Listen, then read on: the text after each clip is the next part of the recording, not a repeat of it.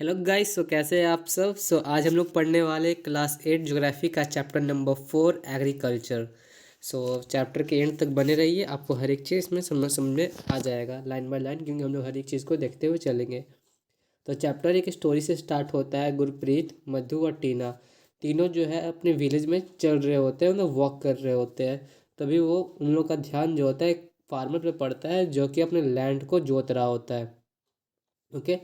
तो लोग फार्मर को बोलते हैं कि आप क्या कर रहे हैं, तो वो बताता है कि he was growing wheat and had just added manure.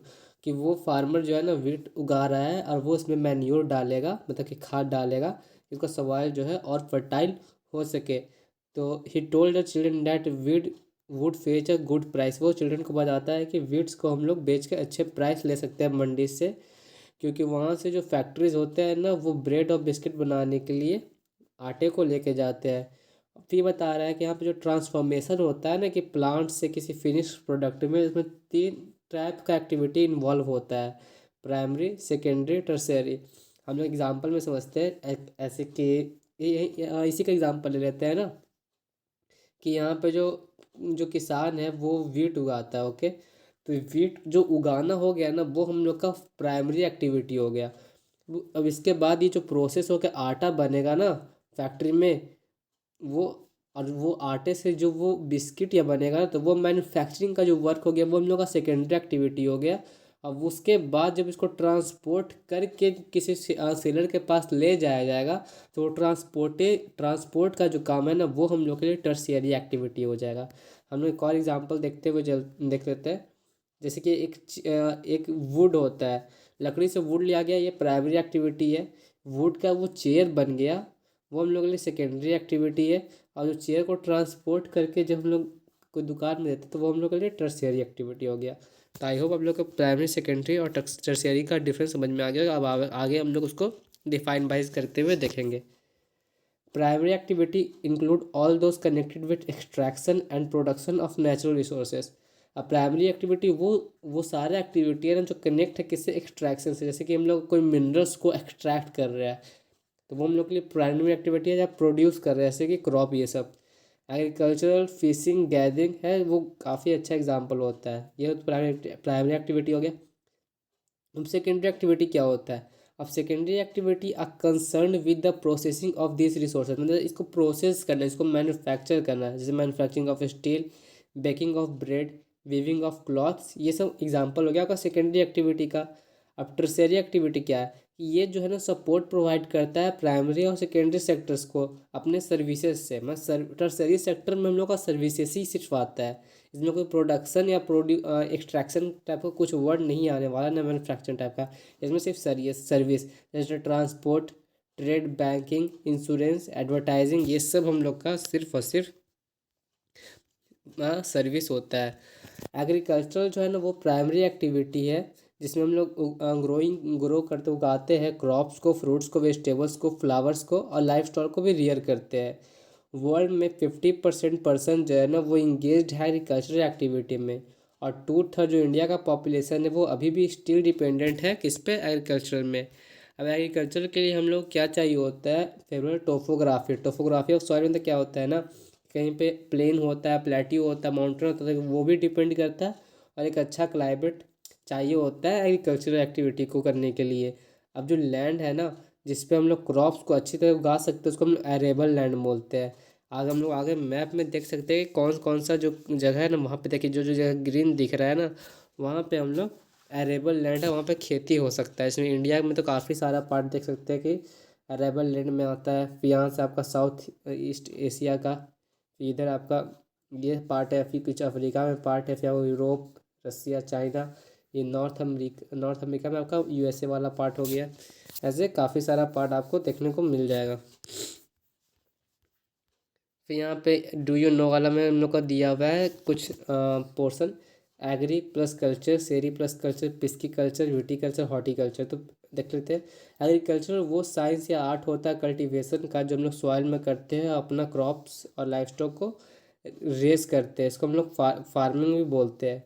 मतलब इसमें जो मतलब कि जितना भी प्रोडक्शन होता है ना क्रॉप्स का, वो हम लोग एग्रीकल्चर में करते हैं। सेरीकल्चर में क्या करते हैं कि सिल्क वॉर्म्स का रियरिंग करते हैं। ओके। तो ये हम लोग सेरीकल्चर में क्या, पिस्की कल्चर में जो फिश ब्रीडिंग होता है ना, जैसे कि कुछ लोग टैंक्स में या पॉन्ड्स में फिश को मछली पालन करते हैं, तो उसको हम पिस्की कल्चर बोलते हैं। विटीकल्चर में ग्रेप्स का कल्टीवेशन होता है, उसको विटीकल्चर बोलते हैं। हॉर्टिकल्चर में जो हम लोग वेजिटेबल्स ग्रो करते हैं, फ्लावर्स ग्रो करते हैं, फ्रूट्स ग्रो करते हैं, कॉमर्शियल पर्पस, कॉमर्शियल यूज़ मतलब हो गया बेचने के लिए मार्केट में, तो उसको हम लोग हॉर्टिकल्चर बोलते हैं। फार्म सिस्टम, एग्रीकल्चर और farming can be looked at as system. Important inputs आ रहा है। एग्रीकल्चर का इंपॉर्टेंट इनपुट्स क्या होता है? Seeds, fertilisers, labour. Some of the operation involve are ploughing, sowing. अब कुछ इसमें ऑपरेशंस भी होता है, जैसे प्लगिंग, सोइंग मतलब बोना, इरिगेशन मतलब पानी वानी देना, वीड करना, हार्वेस्टिंग। द आउटपुट्स जो निकलता है वो क्रॉप्स, वूल, डेयरी मतलब दूध, पोल्ट्री प्रोडक्ट्स मतलब जैसे कि मुर्गी का अंडा, ये सब हो गया। जैसे कि यहाँ पे दिया हुआ है कि हम लोग का इनपुट्स में हमारी मशीन, सीड्स, केमिकल्स ये सब आ जाता है। क्रॉप्स आउटपुट है, प्रोसेस में प्लगिंग और सोइंग है। ऐसे फिजिकल इनपुट्स में हमारा आ जाता है स्टोरेज, लेबर, मशीनरी, केमिकल्स, और ये मस्त कुछ ये है टेम्परेचर, ये सब। ओके। और यहाँ पे हम लोग का एक इंटरेस्टिंग फैक्ट दिया हुआ है, ऑर्गेनिक फार्मिंग क्या होता है। तो ऑर्गेनिक फार्मिंग वैसा फार्मिंग होता है जिसमें मैन्यूर और नेचुरल पेस्टिसाइड को यूज़ किया जाता है, ना कि कोई केमिकल पेस्टिसाइड को। तो ये पूरी तरह नेचुरल रहता है, इसमें कोई जेनेटिक मॉडिफिकेशन नहीं किया जाता है क्रॉप्स का प्रोडक्शन को बढ़ाने के लिए। ओके। तो अब हम लोग देख रहे हैं टाइप्स ऑफ फार्मिंग की। फार्मिंग में कितने टाइप्स होते हैं? बेसिकली फार्मिंग के 2 टाइप्स होते हैं, सब्सिस्टेंस फार्मिंग और कॉमर्शियल फार्मिंग। अब सब्सिस्टेंस फार्मिंग क्या होता है? तो ये ऐसा फार्मिंग होता है ना जिसमें सिर्फ फार्मर का फैमिली का नीड्स को फुलफिल करने के लिए क्रॉप को उगाया जाता है। इसको हम लोग सब्सिस्टेंस मतलब बेसिकली जो होता है सिर्फ फार्मर के फैमिली ही के लिए प्रोडक्शन किया जाता है क्रॉप्स के लिए। इसमें बेसिकली ट्रेडिशनल मतलब पुराने तरीके यूज़ किए जाते हैं, low level of technology use किया जाता है, और घर के ही जो फैमिली में लेबर होते हैं ना वही यूज़ किए जाते हैं, और इसका प्रोड्यूस भी काफ़ी छोटा होता है, स्मॉल आउटपुट निकलता है। अब सब्सिस्टेंस फार्मिंग को भी दो पार्ट्स में क्लासीफाई किया गया है, इंटेंसिव सब्सिस्टेंस और प्रिमिटिव सब्सिस्टेंस फार्मिंग। अब इंटेंसिव सब्सिस्टेंस एग्रीकल्चर वैसा एग्रीकल्चर होता है जिसमें जो फार्मर होता है ना कल्टीवेट करता है स्मॉल, मतलब कि स्मॉल प्लॉट ऑफ लैंड को कल्टीवेट करता है। किसकी मदद से? तो सिंपल टूल्स और मोर लेबर की मदद से। जैसे कि किसी फैमिली के पास 1 हेक्टेयर ऑफ छोटा सा ज़मीन है, बट उसके फैमिली में टोटल 8 मेंबर्स है, तो वो 8 मेंबर्स इसी खेत में खेती करेंगे। मतलब कि लैंड कम है बट लेबर ज़्यादा है यहाँ पे। तो इस तरह से कि climate with large number of days with sunshine and fertile soil permanent growing of more than one crop. तो अब यहाँ पे क्या है कि यहाँ पे क्लाइमेट काफ़ी अच्छा होता है, सॉइल भी फर्टाइल होता है, तो यहाँ पे एक से ज़्यादा क्रॉप एक ही प्लॉट में उगाया जा सकता है। अब राइस यहाँ का मेन क्रॉप होता है, और अदर क्रॉप में हमारा वीट, मेज, पल्सेस और ऑयल सीड्स आता है।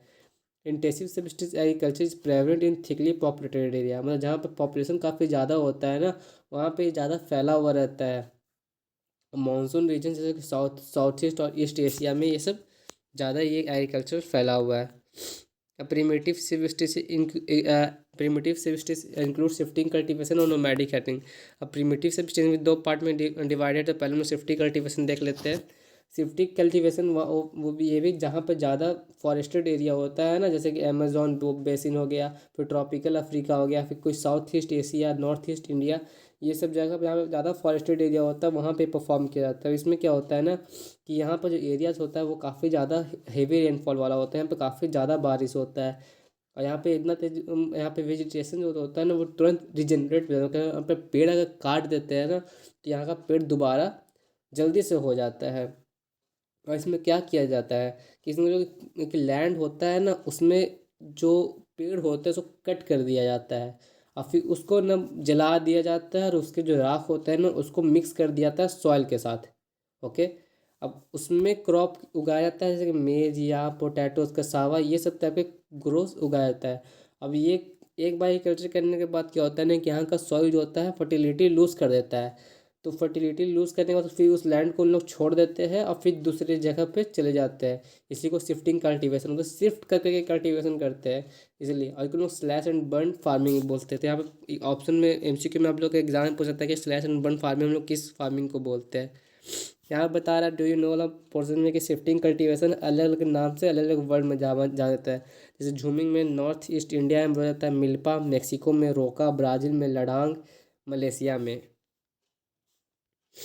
नोमैडिक हर्डिंग देख लेते हैं। तो ये काफ़ी सेमी एरिड जगह में परफॉर्म किया था। एरिड रीजन में, एरिड और सेमी एरिड वो एरिया होता है जहाँ पे काफ़ी ज़्यादा बंजर और गर्मी टाइप का एरिया होता है। अब ये सहारा, सेंट्रल एशिया और कुछ इंडिया का ये पार्ट्स, राजस्थान और जम्मू एंड कश्मीर में ये परफॉर्म किया जाता है। इसमें क्या होता है कि जो हर्ट्समैन होते हैं, चरवाहे जो होते हैं ना, वो एक जगह से दूसरी जगह अपने एनिमल के साथ जाते हैं। किस लिए? चारा के लिए और पानी के लिए, काफ़ी अलग अलग रूट्स को यूज़ करके। This type of movement arise in response to climate constraints and terrain. अब ये जो मूवमेंट होता है वो इसलिए होता है क्लाइमेट चेंज होने की वजह से, या फिर इनका लैंड का पोर्शन चेंज होने की वजह से। सीप, कैमल, याक और गोट होने वो काफ़ी कॉमन एनिमल जो रिकी रियर किया जाता है, क्योंकि उन लोगों से हम लोग को मिल्क, मीट, वुड, हाइट्स और अदर प्रोडक्ट्स भी मिलता है हर्डस को और उसकी फैमिलीज़ को। अब हम लोग को कॉमर्शियल फार्मिंग है। तो कॉमर्शियल फार्मिंग जो क्रॉप उगाया जाता है ना और एनिमल को रियर किया जाता है, वो मार्केट में सील करने के लिए किया जाता है। जैसे कि हम लोग सब्सिस्टेंस फार्मिंग पढ़े तो उसमें फैमिली फार्मर के फैमिली के लिए किया जाता है। बट कॉमर्शियल फार्मिंग में हम लोग सेल के लिए, बेचने के लिए करते हैं। अब इसमें जो एरिया होता है जो कल्टीवेट किया जाता है और अमाउंट जो होता है, ये दोनों काफ़ी ज़्यादा होता है। एरिया भी ज़्यादा होता है और उसमें पैसा जो लगाया जाता है वो भी काफ़ी ज़्यादा लगता है। और काफ़ी ज़्यादा काम जो था वो मशीन से किया जाता है। कॉमर्शियल फार्मिंग वहाँ का होता है commercial, grain farming, mixed farming और प्लांटेशन एग्रीकल्चर। अब ये तीनों चीज़ क्या होता है वो हम लोग आगे देखते हैं। कॉमर्शियल ग्रेन फार्मिंग में क्या होता है ना कि हम लोग कॉमर्शियल यूज़ के लिए फार्मिंग, कॉमर्शियल पर्पज़ के लिए फार्मिंग करते हैं ना, बेचने के लिए। वीट्स और मेज कॉमर्शियल ग्रोन ग्रेन्स है, क्योंकि ये दोनों को उगा के बेचा जाता है। मेजर एरिया जो कमर्शियल ग्रेन फार्मिंग का वो प्रैक्टिस किया था टेम्परेट ग्रासलैंड, नॉर्थ अमेरिका में, यूरोप में और एशिया में। ये एरिया काफ़ी कम पॉपुलेटेड होता है। यहाँ पे जो और फार्म्स होते हैं वो काफ़ी बड़े बड़े होते हैं। जैसे कि एग्जाम्पल देखो, इतना बड़ा सा लैंड है, यहाँ पे एक आदमी का ही है, वो यहाँ पर रहता है और पूरा वो यहाँ पे खेती करता है।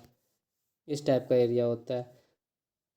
यहाँ पे severe winter growing season and only a single crop can grow. यहाँ पे जो विंटर्स के मौसम होते हैं ना वो काफ़ी ज़्यादा थोड़ा सा रिस्ट्रिक्शन लगा देते हैं यहाँ पे क्रॉप्स पे, इसलिए यहाँ पे एक ही क्रॉप को उगाया जाता है। In mixed farming the land is used for growing food and fodder crops and rearing live stock. Mixed farming में जो होता है ना, फूड को भी और फॉडर क्रॉप को भी उगाया जाता है जो कि जानवर खाते हैं, और उसको एनिमल को भी दिया जाता है। अब ये आपका यूरोप में, ईस्टर्न यूएसए में, अर्जेंटीना में, साउथ ईस्ट ऑस्ट्रेलिया में और न्यूजीलैंड और साउथ अफ्रीका में इसको फॉलो किया जाता है। अब प्लांटेशन क्या है? तो प्लांटेशन एक ऐसा कॉमर्शियल फार्मिंग है जिसमें सिंगल क्रॉप जैसे टी, कॉफ़ी, शुगर केन, कैसे तक काजू को, रबड़ बनाना, कॉटन, ये सब को उगाया जाता है। इसमें काफ़ी ज़्यादा अमाउंट में लेबर और कैपिटल का ज़रूरत पड़ता है। अच्छा, प्रोड्यूस में भी processed on the farm itself और नियर बाय फैक्ट्री। अब जो प्रोड्यूस किया जाता है ना, सोचा तो प्रोसेस फार्म में ही किया जाता है या फिर इसको नियर के जो फैक्ट्रीज होते हैं ना वहाँ किया जाता है। अब डेवलपमेंट ऑफ ट्रांसपोर्ट नेटवर्क जो है इसमें काफ़ी ज़्यादा ज़रूरी होता है। जैसे एग्जांपल लेते हैं, जैसे कि शुगर केन में क्या होता है ना कि शुगर केन में ज़्यादा जो जहाँ पे शुगर केन का खेती होता है ना, इंडस्ट्री भी जो शुगर का होता है उसके आस ही पास होता है। अब इसका भी एक रीज़न इसलिए होता है ना कि जैसे शुगर केन में क्या होता है, जैसे उसका रस जो होता है ना वो कमते जाता है। तो अगर मान ली सपोज कर लीजिए कि यहाँ पे अगर कल्टीवेशन हो रहा है और यहाँ पे अगर फैक्ट्री है, तो यहाँ तक उसको पहुँचते पहुँचते पहुँचते काफ़ी सारा जो रस होता है ना वो ख़त्म हो जाएगा। इसलिए अगर फैक्ट्री अगर भी हम लोग इसके बगल में ही लगा दें तो हम लोग को जो जो रस होता है ना वो ज़्यादा मिलेगा हम लोग को, बट कमेगा नहीं। तो प्लांटेशन कहाँ कहाँ पे होता है? जैसे कि वर्ल्ड में जैसे रबर होता है, मलेशिया में कॉफ़ी होता है, ब्राज़ील में टी होता है, इंडिया और श्रीलंका में। ये कुछ एग्जांपल्स है। अब मेजर क्रॉप्स को देख लेते हैं। A large variety of crops grow to meet the requirement of growing population. काफ़ी सारे क्रॉप जो है ना वो रिक्वायरमेंट जो होता है ग्रोइंग पॉपुलेशन का उसको मीट कर रहे हैं। क्रॉप जो है ना वो सप्लाई करते हैं raw material agro based industries में। अब मेजर फूड क्रॉप कौन कौन सा है? वीट, राइस, मेज और मिलेट्स। जूट एंड कॉपर जो है ना, जूट और कॉटन वो फाइबर क्रॉप होता है। और टी कॉफ़ी ब्रेवरेज क्रॉप है। तो अब राइस के बारे में देखते हैं। राइस एक मेजर फूड क्रॉप है वर्ल्ड का। ये एक स्टेपल डाइट होता है ट्रॉपिकल एंड सब ट्रॉपिकल रीजन्स में। राइस को ये हाई टेम्परेचर चाहिए होता है, हाई ह्यूमिडिटी इसका एटमोसफेयर में चाहिए होता है, रेनफॉल भी हाई चाहिए होता है। ये सबसे अच्छा एलुवियल क्लेली सॉइल में ग्रो करता है, क्योंकि ये जो होता है वाटर को बांध के रखता है। चाइना सबसे ज़्यादा प्रोड्यूस करता है राइस, उसके बाद इंडिया, फिर जापान, श्रीलंका, इजिप्ट। इसका फेवरेट क्लाइमेट ज़्यादा वेस्ट बंगाल और बांग्लादेश में 2 to 3 crops are grown in year होता है, मतलब कि यहाँ पे 2 से 3 बार उगा दिए जाते हैं। अब वीट का क्या होता है, वीट जो होता है मॉडरेट टेम्परेचर चाहिए होता है, जिसमें रेनफॉल भी moderate, during growing season bright sunshine चाहिए होता है, और हार्वेस्ट के टाइम पे भी ब्राइट सनशाइन चाहिए होता है। सॉरी सॉरी, सिर्फ हार्वेस्टिंग के टाइम पे ब्राइट सनशाइन चाहिए होता है। अब वो वेल ड्रेन लोमी सॉइल में होता है, जिनको उसी के लिए सूटेबल होता है। अब वीट जो होता है वो ज़्यादातर यूएसए, कनाडा, अर्जेंटीना, रसिया, यूक्रेन, ऑस्ट्रेलिया और इंडिया में उगाता है। इन इंडिया में जो वीट होता है वो विंटर में उगाया जाता है। अब मिलेट्स क्या होता है, मिलेट्स को हम लोग कोर्स ग्रेन भी कहते हैं, क्योंकि ये जो होता है लेस फर्टाइल और सैंडी सॉइल में उगाया जाता है। ओके, ये हार्डी क्रॉप है जिसको लो रेनफॉल चाहिए होता है and high to moderate temperature चाहिए होता है, और उसके लिए नॉर्मल रेनफॉल भी काफ़ी होता है। ज्वार, बाजरा, रागी जो है ना इंडिया में ग्रो किया जाता है, अदर कंट्रीज़ में आपका नाइजीरिया, चाइना और नीगर में ही ग्रो किया जाता है। अब हम लोग मेज को देखते हैं। अब मेज जो होता है ना उसको भी मॉडरेट टेम्परेचर चाहिए होता है, रेनफॉल में मॉडरेट, और लॉट्स ऑफ सन, उसको सनसन काफ़ी ज़्यादा चाहिए होता है। वो वेल ड्रेन्ड फर्टाइल सॉइल में उगता है। मेज ज़्यादातर नॉर्थ अमेरिका, ब्राज़ील, चाइना, रसिया, मेक्सिको, कनाडा, इंडिया में उगाया जाता है। कॉटन जो होता है, कॉटन के लिए high temperature, light rainfall, 210 Frost free days, bright sunshine growth के लिए चाहिए होता है। अब ये ज़्यादातर ब्लैक और एलुवियल सॉइल में ज़्यादा अच्छा होता है। जब महाराष्ट्र सब में ब्लैक सॉइल होता है तो वहाँ सबसे अच्छा ही उगाता है। China, USA, India, Pakistan, Brazil, Egypt जो है वो सबसे लीडिंग प्रोड्यूसर है किसका, कॉटन का। ये सबसे अच्छा कॉटन टेक्सटाइल इंडस्ट्रीज का रॉ मटेरियल है। अब जूट को देखते हैं, जूट को हम लोग गोल्डन फाइबर भी बोलते हैं, और ये एलुवियल सॉइल पे सबसे अच्छा उगाया जाता है। इसका रिक्वायरमेंट होता है high temperature, heavy rainfall, humid climate. This crop is grown in the tropical area, ये जो क्रॉप है ट्रॉपिकल एरियाज में ग्रो किया जाता है। इंडिया और बांग्लादेश है वो लीडिंग प्रोड्यूसर है किसका, जूट का। कॉफ़ी जो है ना वो वार्म एंड वेट क्लाइमेट में उगाया जाता है, वेट एंड लोमी सॉइल में, ज़्यादा हिल स्लोप्स में सूटेबल होता है। ब्राज़ील जो है ना वो लेडी सबसे ज़्यादा प्रोड्यूसर है किसका, कॉफ़ी का। फिर इसका कोलंबिया और इंडिया का नंबर आता है। अब टी जो है ना वो सबसे अच्छा ब्रेवरेज क्रॉप है प्लांटेशन में। ये कूल क्लाइमेट और well distributed heavy rainfall through out the year का इसका रिक्वायरमेंट होता है। इसके लीफ, क्योंकि इसके लीव जो होता है टेंडर लीव्स ग्रो होते हैं। अब इसके लिए वेल ड्रेन्ड लोमी सॉइल चाहिए, जेंटल स्लोप चाहिए, लेबर भी काफ़ी ज़्यादा इसमें चाहिए होता है, क्योंकि पत्ता को तोड़ना होता है। केन्या, इंडिया, श्रीलंका, चाइना काफ़ी अच्छे क्वालिटी के टी को प्रोड्यूस करते हैं। अब हम लोग का नेक्स्ट टॉपिक है agricultural development.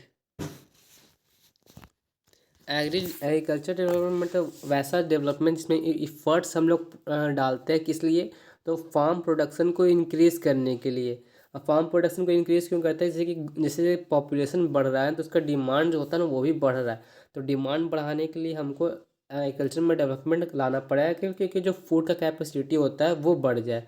This can be achieved in many ways. इसको जैसे कि हम लोग अगर इन क्रॉप एरिया को बढ़ा दें, नंबर ऑफ़ क्रॉप ग्रोन काफ़ी, इरीगेशन फैसिलिटीज़ को इम्प्रूव करें, फर्टिलाइज़र का यूज़ करें, high yielding seed HYV seeds का यूज़ करें, तो हम लोग एग्रीकल्चर का जो डेवलपमेंट होता है वो हम लोग बढ़ा सकते हैं। Mechanism of agriculture is another also mechanization of mechanization of agriculture is also another aspects of agricultural development. The ultimate aim of agriculture development is to increase food security. अब जो मेन एम होता है agriculture development का, कि वो होता है increase करना फूड सिक्योरिटी का। फूड सिक्योरिटी क्या होता है, फूड सिक्योरिटी का मतलब होता है कि जितने भी जो पीपल है ना वो एक टाइम पे सफिशियंट जो और न्यूट्रिशियस फूड होता है ना उनके डाइट में होना चाहिए कम से कम, मतलब कोई भी लोग भूखा नहीं रहे, सबका पास एक हेल्दी लाइफ स्टाइल रहे। ओके, एग्रीकल्चर है developed at different places in different parts of the world. ये अलग अलग जगह पर अलग तरीके से डेवलप हुआ। Developing countries with large population usually practice intensive agriculture which are crops are grown on small holding mostly for subsistence। अब जो जैसे कि काफ़ी ज़्यादा जो कंट्री डेवलप कर रहे हैं ना उन लोग इंटेंसिव एग्रीकल्चर फॉलो करते हैं अपने घर के लिए। अब लार्जर होल्डिंग जो होता है उन लोग कॉमर्शियल एग्रीकल्चर फॉलो करते हैं जो developed countries USA Canada Australia. Okay, अब हम लोग यहाँ पे 2 केस स्टडी देखने वाले हैं, farm in India and farm in USA. तो इसके लिए हम लोग अगले वीडियो में मिलते हैं। So that's all, thank you and have a nice day.